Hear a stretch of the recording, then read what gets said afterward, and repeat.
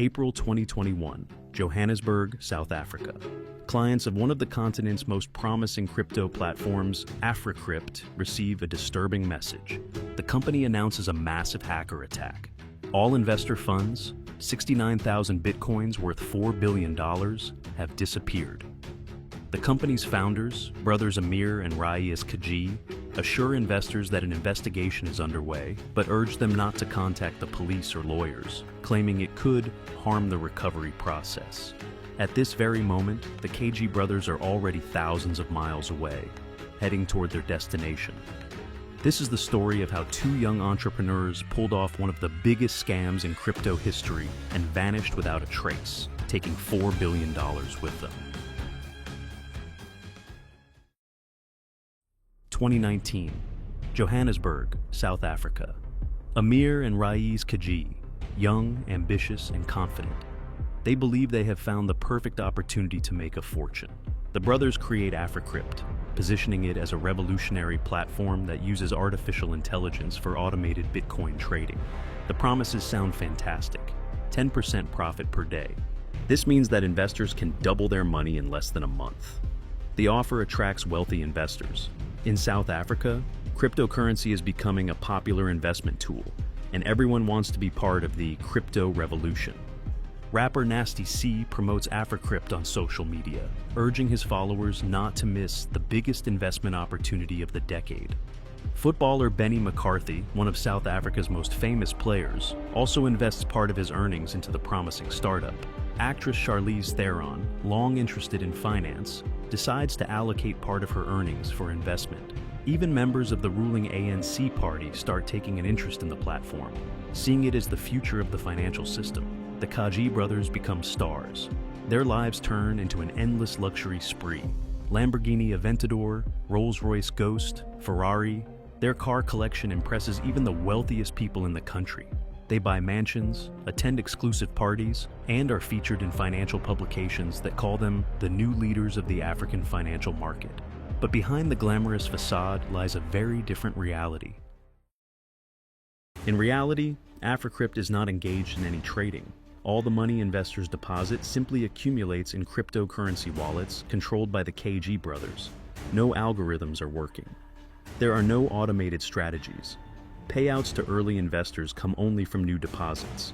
What seems like a breakthrough financial platform is in fact a classic Ponzi scheme. Every day, hundreds of millions of dollars in Bitcoin pile up in AfriCrypt's accounts. To create the illusion of success, the brothers continue attracting more clients through aggressive marketing.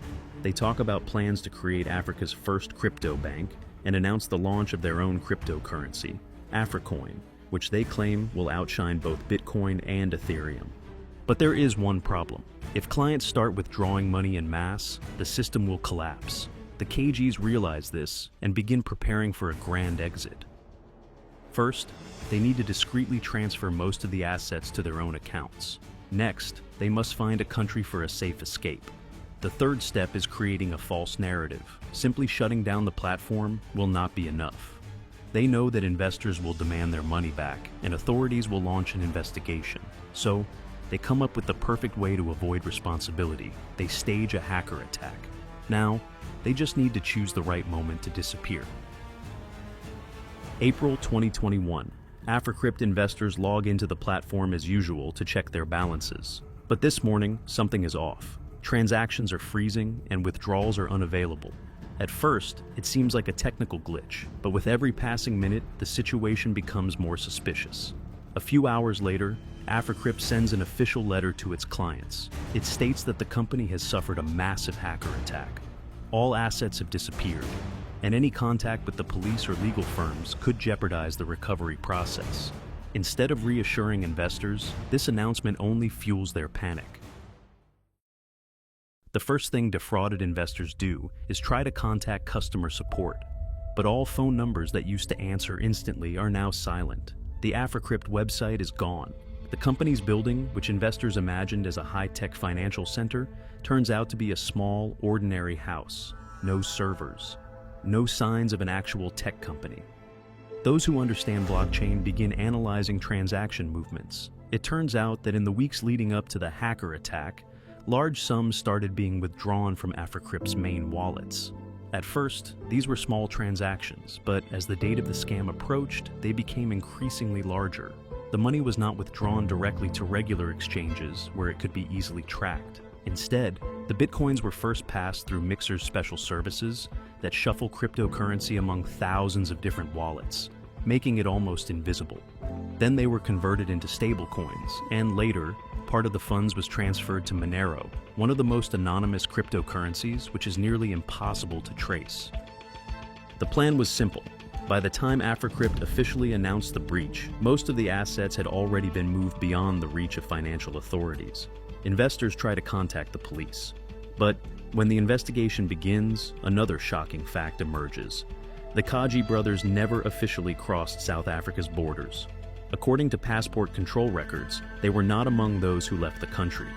No airline tickets, no travel records. They vanished without a trace. This could mean only one thing. Their escape was carefully planned in advance.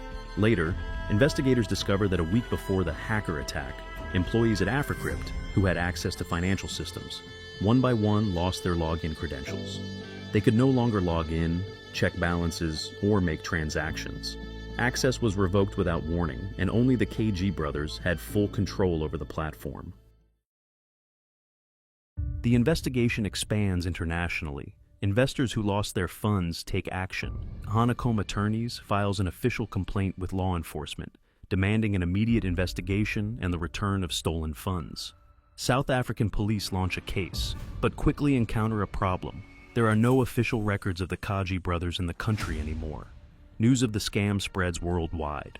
The case attracts not only local investigators, but also international organizations. Interpol officially places the brothers on its wanted list. Soon it becomes clear that the Cajee brothers had been preparing for their escape long before their disappearance.